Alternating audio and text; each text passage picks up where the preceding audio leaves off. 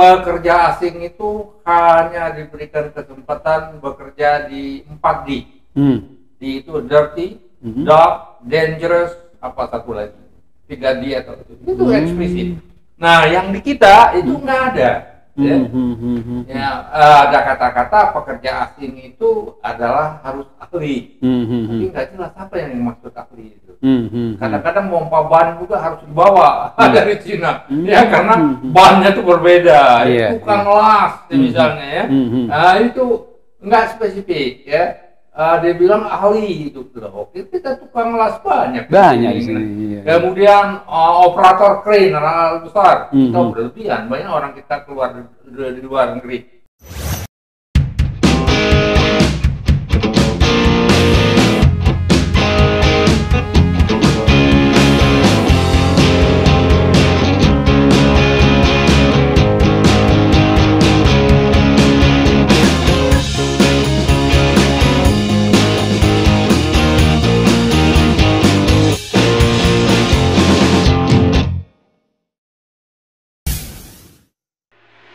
Bismillahirrahmanirrahim. Assalamualaikum warahmatullahi wabarakatuh. Pemirsa Masumi TV dan Ahmad Jadi Channel dimanapun berada, dari Sabang sampai Merauke dan teman-teman kita di seluruh dunia, para diaspora, kita jumpa lagi. Hari ini kita akan diskusi tentang nasib pribumi. Nasib pribumi tahun 2025, tahun ini, dan seterusnya bagaimana. Ini terkait dengan masuknya TKA yang konon kabarnya itu dari RRC lebih banyak, dan yang menyedihkan sekali bahwa kesempatan untuk bekerja bagi para pribumi ini sangat berkurang. Kita ketahui beberapa tempat ya, di beberapa perusahaan itu sudah melakukan PHK besar-besaran ya. Di pabrik tekstil itu ada sekitar 30 pabrik tekstil yang PHK karyawannya. Nah, kita nggak tahu bagaimana nasib pribumi ke depan. Ini yang akan kita bahas. Yang akan nanti akan menjelaskan, mungkin juga akan menguraikan dan juga akan mengkritisi itu Bapak Dr. Wazri Al-Fifi, PhD ya, bukan dokter Pak ya, PhD, karena Pak Wazri ini tamatan dari Amerika Serikat dan sekarang dosen terbang bahkan dalam dan luar negeri ya. Beliau adalah mantan ketua student Amerika ya di student Indonesia ya di Amerika, international student ya di Amerika Serikat. Luar biasa nih Pak Wazri, ini aktivis senior ya, yang namanya terkenal dulu ya waktu zaman malari. Iya. Yang kedua Pak Almizan Ulfa, peneliti utama dari Kemenkyu, Kementerian Keuangan Republik Indonesia. Juga beliau tamatan dari State Amerika Serikat ya. Doktor, kita berharap sekali nanti ada pendapat-pendapat menarik tentang pribumi ini. Bagaimana diawali dari Pak Wazri? Gimana Pak Wazri? Ya begini Pak, orang sekarang dengan atas nama toleransi takut berkata pribumi, non pribumi. Istilahnya maksudnya? Istilahnya. Ketakutan ini sebenarnya lari dari kenyataan Pak. Karena di mana-mana di negeri di seluruh dunia ada pribuminya. Dan ada yang tidak pribumi. Untuk apa penguasa atau pemerintah takut berkata itu? Seakan-akan ada Pak di awal reformasi dulu hingga di legislatif pernah didengungkan. Tidak ada istilah pribumi dan non pribumi. Ada apa perintah itu? Dia mau lawan kenyataan? Tidak mungkin. Manusia Pak, kalau lari dari kenyataan, maka hidupnya akan seperti buih di laut. Tak jelas. Apakah bangsa kita ini akan begitu juga? Apalagi terutama pribumi Pak. Kalau pribumi ini kaya, atau semuanya berpikiran cerdas, berpikiran logikanya bagus, tidak masalah. Tetapi Pak, bangsa Indonesia ini yang perlu ditolong dalam hidup mereka adalah pribumi. Oleh sebab itu, perkataan pribumi dilarang atau tidak mungkin dihilangkan. Karena mereka ditentukan bahwa mereka perlu ditolong. Karena mereka susah hidupnya. Dari zaman merdeka, dari zaman penjajahan, selalu menderita. Di zaman Belanda, dia warga negara kelas 3. Kelas 3 malah. Ya. Maka itu Pak. Jadi oleh sebab itu, siapapun di negeri ini yang coba-coba mengatakan pribumi adalah sama dengan yang lain, itu namanya membiarkan penderitaan terus-menerus di tangan pribumi. Oke, menarik. Kalau Pak Mizar gimana Pak? Kira-kira pribumi ini memang betul original di mana-mana negara itu memang ada pribuminya kan gitu yang seperti dinyatakan oleh Pak. Iya, jadi memang pribumi itu harus dilindungi ya. Di mana-mana perlindungan pada pribumi itu ada. Di Singapura misalnya ya, pribuminya itu dilindungi antara lain ya. Pekerjaan driver, supir tertutup untuk seluruh warga negara non Singapura. Itu eksplisit ya. Di Thailand, pekerja asing itu hanya diberikan kesempatan bekerja di 4D. Di itu dirty, dark, dangerous, apa satu lagi? 3D atau itu eksplisit. Nah, yang di kita itu nggak ada. Ya. Ya, ada kata-kata pekerja asing itu adalah harus ahli. Tapi nggak jelas apa yang dimaksud ahli itu. Kadang-kadang pompa ban juga harus dibawa dari Cina. Ya, karena bannya itu berbeda. Tukang las misalnya ya. Nah, itu nggak spesifik ya. Dia bilang ahli itu. Oke, kita tukang las banyak di sini. Kemudian operator crane alat besar kita berlebihan, banyak orang kita keluar di luar negeri. Nah, yang ini sebenarnya kita sudah himbau berulang kali, pemerintah itu membuat daftar tertutup ya. Pekerjaan seperti driver, tukang las, ya, cleaning service, laundry, makanan itu nggak bisa ya. Operator crane, kita semuanya banyak bisa, gitu. Nah, itu harus tertutup untuk orang asing. Itu lebih diutamakan untuk pribumi. Dan selama ini nggak ada itu spesifik.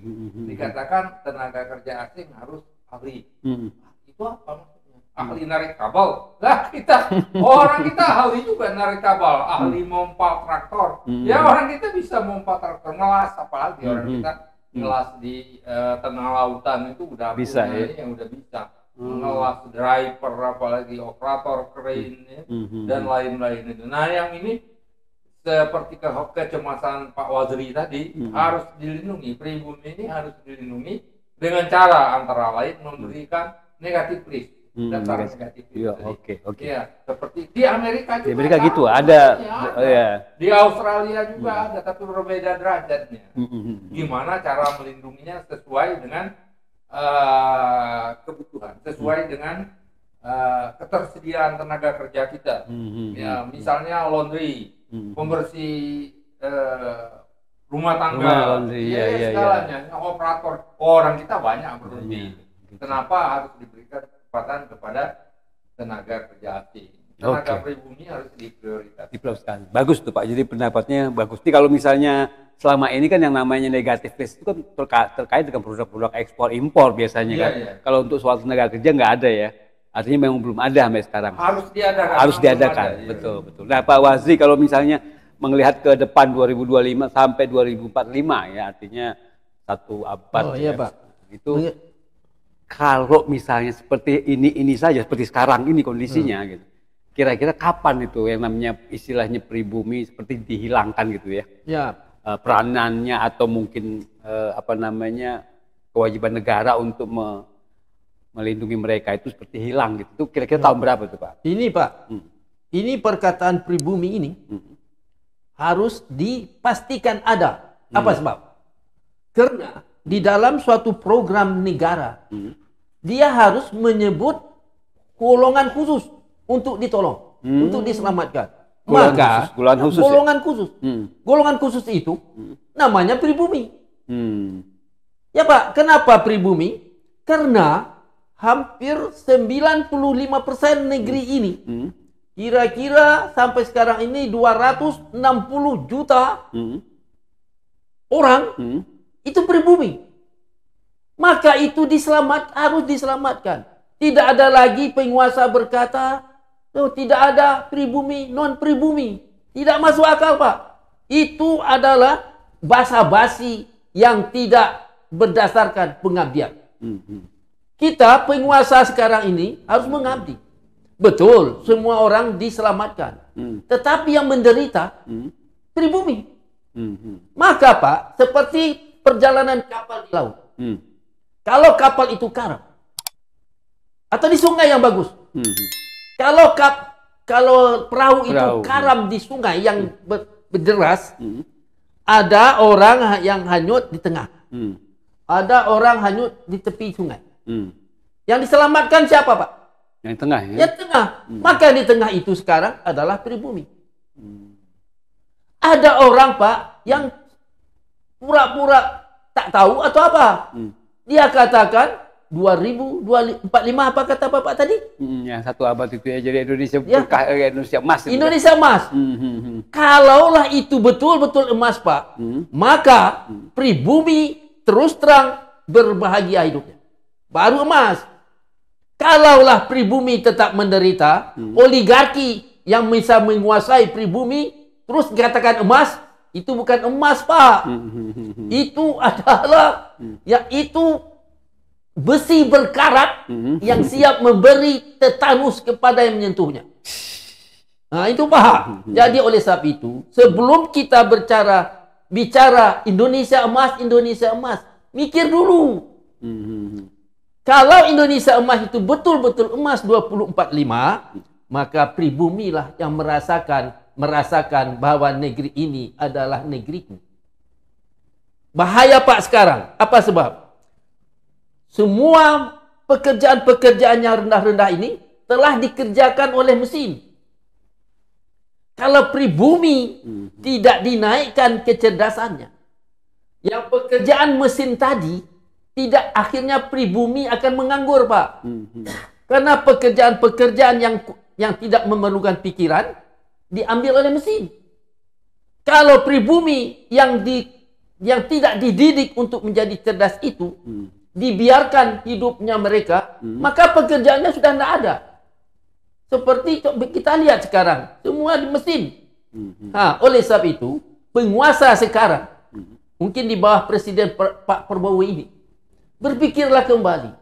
Kenapa jangan lagi diberikan pekerjaan yang masih ada ini, diberikan kepada orang asing. Misalnya buat perjanjian investasi katanya, tapi syaratnya bawa orang aku ke Indonesia. Itu namanya bukan investasi, Pak. Itu namanya memberi pekerjaan kepada orang asing. Orang asing pandai saja buat-buat.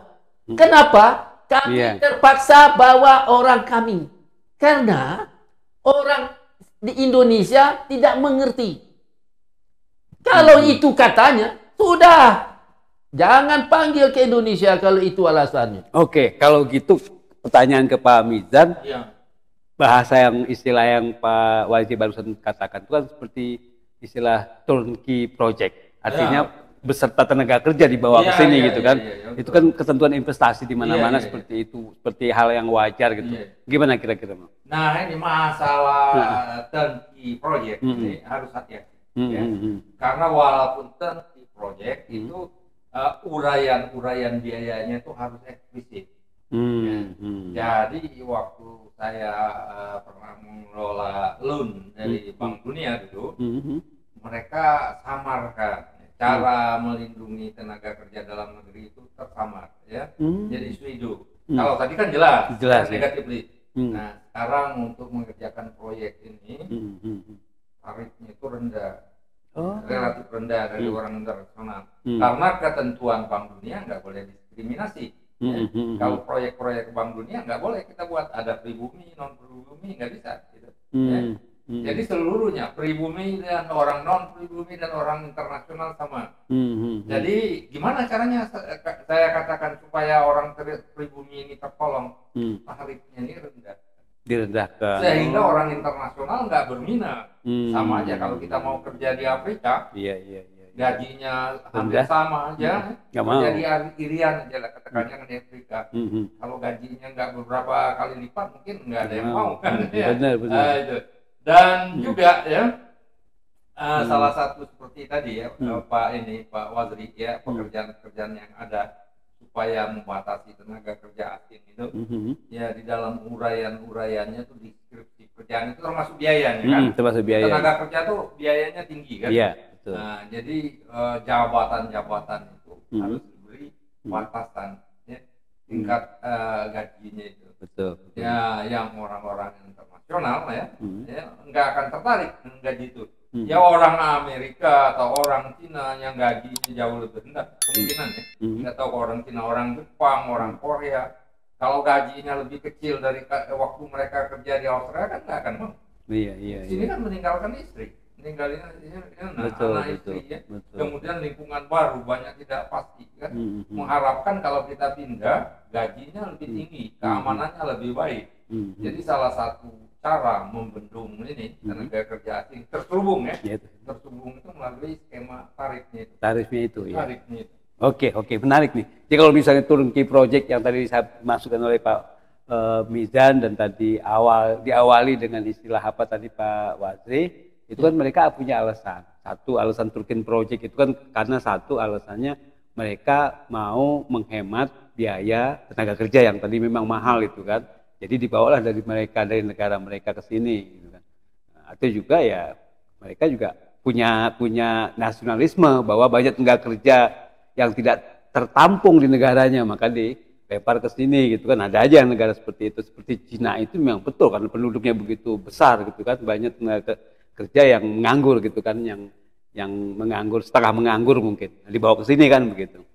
Nah itu gimana Pak? Itu nggak mau gitu. Jadi ini investasi seperti itu gitu, polisinya begitu Pak investasi. Ini begini Pak, tergantung daripada niat penguasa membela bangsanya atau tidak. Kita maksudnya? Ya. Kalau misalnya dia membela bangsanya Pak, dia mau tidak mau berpikir bagaimana investor itu atau investasi itu atau orang-orang yang membawa uang ke dalam negeri ini menghargai pekerja-pekerja pribumi. Harus dihargai. Kalau dia tidak mau menghargai, ya sudah. Tidak usah dia diundang sebagai investor. Kan investor tujuannya kan satu, mendapat uang untuk negara. Kedua, yang penting sekali, bangsanya pun dapat bekerja. Kan itu Pak. Untuk investor ini. Kalau investornya hanya mengatakan, aku pahlawan devisa, tapi yang dapat pekerjaan orang asing, pahlawan apa itu? Pahlawan adalah yang dibuat di gua sarang penyamun. Itu nama pahlawan di situ Pak. Dia berani-berani mengatakan pahlawan devisa. Sampai-sampai orang-orang diusir. Di Rempang diusir. Di Banten. Di mana tuh di Banten Selatan? Katanya PSN. Ini sebabnya Pak. Semua program yang dibuat tidak berpihak kepada pribumi. Contoh PSN. Kalau kita harap Pak Prabowo ini menghapuskan semua istilah PSN. Boleh dibuat PSN betul-betul menggembirakan hak pribumi. Ini Pak, ini tidak. Pribumi, contohnya penghinaan pribumi. Seperti di Rempang. Kita dengar di televisi ya. Disuruh pindah. Rumahnya belum diberikan. Pindah kemana? Kos suruh nyewa. Itu namanya Pak.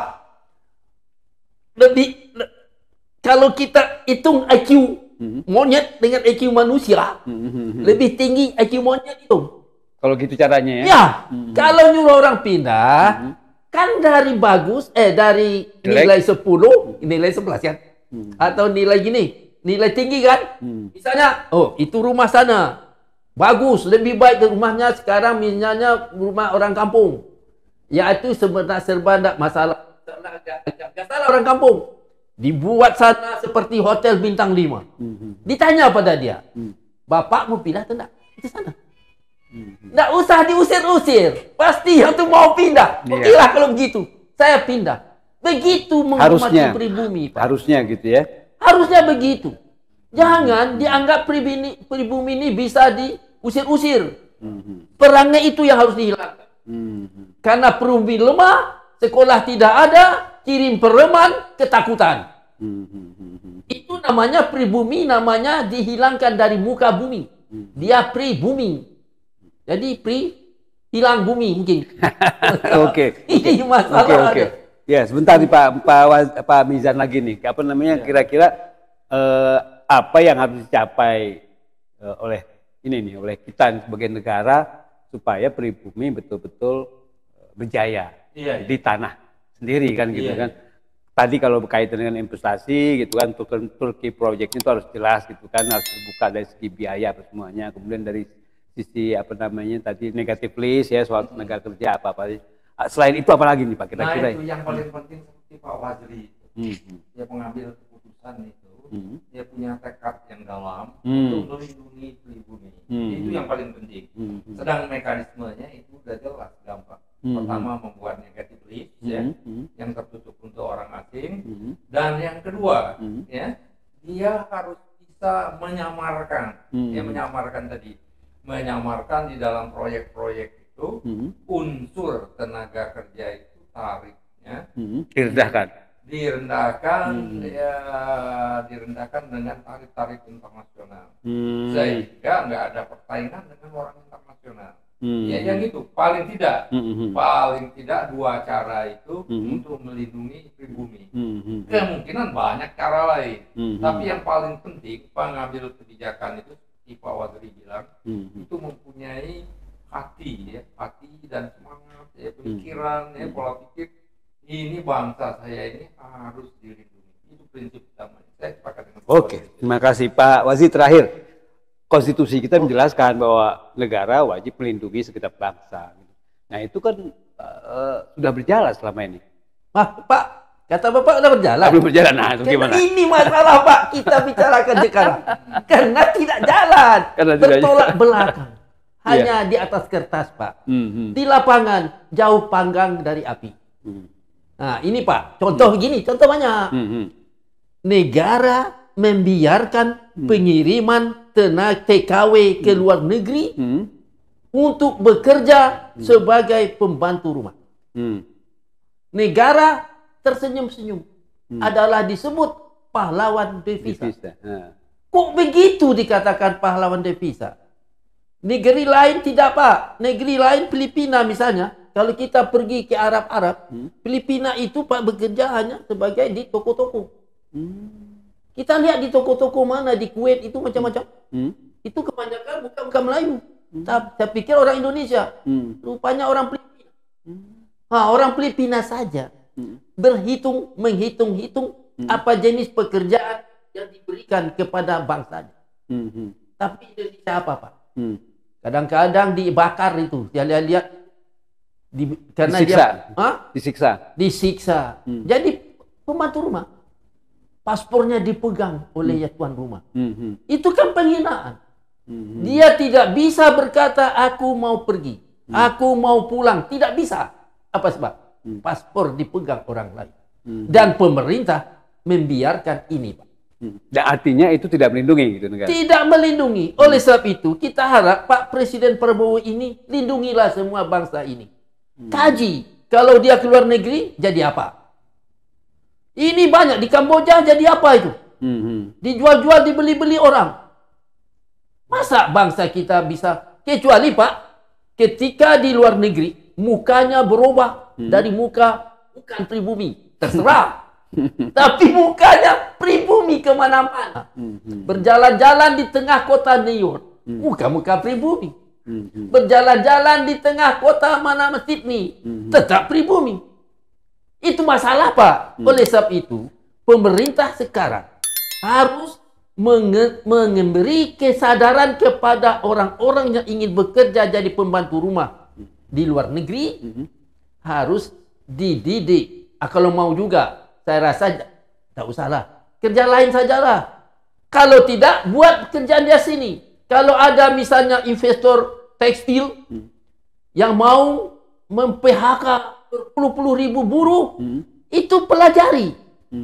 Kenapa dia di PHK? Apakah kena minta duit, penguasa minta duit, kalau ada acara minta, belum minta, tidak dilindungi investornya. Itu juga Pak jadi masalah. Oleh sebab itu, pemerintah berpikir sekarang, kenapa bangsaku mau bekerja sebagai pembantu rumah di luar negeri? Mikir, kenapa Pak? Harusnya malu Pak ya? Harusnya malu. Okay. Dan satu lagi Pak, orang-orang yang minta sedekah harus dipikirkan. Ubah perangai dia untuk tidak minta sedekah. Bagaimana caranya? Beri mereka pekerjaan. Bagaimana pekerjaan itu banyak? Mudah sebenarnya Pak. Sudah tambang-tambang itu, urus semua. Lihat. Yang boleh ditambang bekerja ini adalah orang asing yang ahli saja. Semua pekerjaan-pekerjaan berikan kepada pribumi. Jangan sebut-sebut saja Pak. Kontrol. Pergi malam-malam lihat. Betul-betul. Jangan hanya diperintahkan. Demi ini.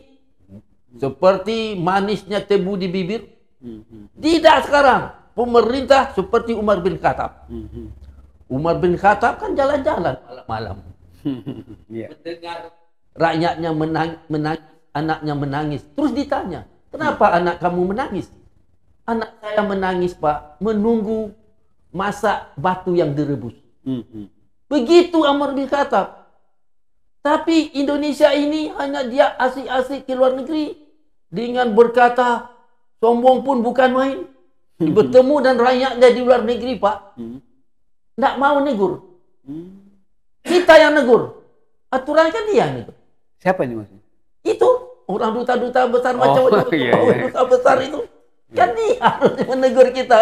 Kamu kenapa begitu? Kan gitu. Ini terbalik Pak. Oleh sebab itu, kita harap Pak Presiden rubah rezim pengabdian. Pak, baru pribumi. Rezim pengabdian untuk melindungi rakyat ya, seluruh bangsa Indonesia. Iya, seperti ada ini pengemis-pengemis yang duduk-duduk di pinggir. Saya terpaksa Pak lewat. Kalau saya nggak ada duit untuk dikasih, saya kadang-kadang rasa bersalah melewati mereka. Nah ini harus dihilangkan Pak. Jadi pengemis-pengemis ini kumpulkan. Kenapa kamu mengemis? Begini-begini. Sudah, carikan solusi. Pengemis ini kalau dikasih nasi makan satu hari, dia berhenti mengemis itu. Karena dia mengemis, karena ada yang mau dimakan. Itu masalah. Jadi kita harap untuk melindungi pribumi demi bangsaku. Maka aku membuat kabinet. Apa kabinet sekarang namanya Pak? Kabinet Merah Putih. Merah Putih. Ubah sekarang. Pengabdian untuk pribumi. Itu selesai masalah. Kabinet untuk pengabdian pribumi ya, bagus ya. Kabinet pengabdian untuk pribumi. Oke, terima kasih Pak Wazri. Sedikit lagi ya. Tadi Pak Wazri mengenai buruh migran ya. Kan sekarang kalau nggak salah ada menteri buruh migran ya. Ada. Wamen ya.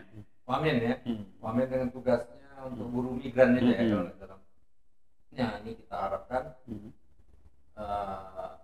ada rencana konkret ya, untuk melindungi buruh migran ini. Ya, rencana yang jauh lebih konkret dari pemerintahan yang sebelumnya. Dan sekarang kita belum dengar ya, rencana konkret untuk melindungi buruh migran ini. Nah, yang ini kita tunggu-tunggu. Ya, banyak sekali masyarakat yang paham sekali seperti Pak Waziri tadi. Ya, kelemahan buruh migran kita sehingga begitu kerja mereka disiksa, diperdagangkan dan lain-lain. Ini kebetulan Pak Prabowo ada menteri apa wakil menteri ya? Wakil menteri urusan buruh migran ya. Nah ini lebih konkret lah, menunggu masyarakat banyak. Selain mematuhi ketentuan meaningful participation. Benar. Ya demikian Pak Heri. Ya terima kasih Pak Wazri, Pak Mizan. Terima kasih juga Terakhir Pak. Masih ada satu lagi. Ada Pak, satu ya, Pak. Singkat aja Pak. Ini Pak. Karena melindungi pribumi, di setiap hari di tempat-tempat kita ini dia tawuran dia sama dia. Tawuran pribumi sama pribumi. Kalau dia tawuran yang Belanda dengan penjajah atau dengan yang menjajah kita lah, itu bagus. Artinya ada perlawanan terhadap penjajah. Tapi Pak, dia tawuran dia sama dia. Maka kita usulkan kepada Pak Prabowo Orang yang tawuran itu ambil, bawa semua ke pulau yang tidak ada orang.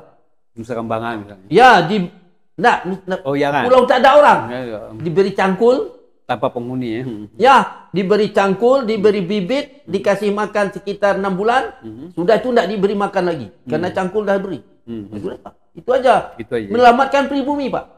Karena pribumi dibunuh oleh pribumi sendiri. Menyusahkan pribumi. Karena persaingan ya. Bukan, karena kebodohan. Iya, persaingan karena kebodohannya. Iya. Jadi yang tawuran-tawuran ini langsung ambil, tidak usah masuk pengadilan, tidak usah. Demi bangsa menyelamatkan pribumi. Naikkan ke kapal, bawa ke pulau tidak ada orang. Lengkap dengan cangkul, lengkap dengan bibit, tempat beras 6 bulan. Iya. Sudah. Kita tawaran pakai tangkul ya. Tawaran pakai cangkul mereka masuk jatuhnya tangkul lagi. Biarin dah terserah. Karena dia berbakat tawuran. Iya. Oke, terima kasih. Itu tadi penutup dari Pak Wasdi. Mudah-mudahan pemirsa sekalian tadi yang kita sampaikan, yang diuraikan oleh kedua narasumber kita ini bermanfaat untuk kita semuanya. Terima kasih. Billahi taufiq wal hidayah. Wassalamualaikum warahmatullahi wabarakatuh. Wah.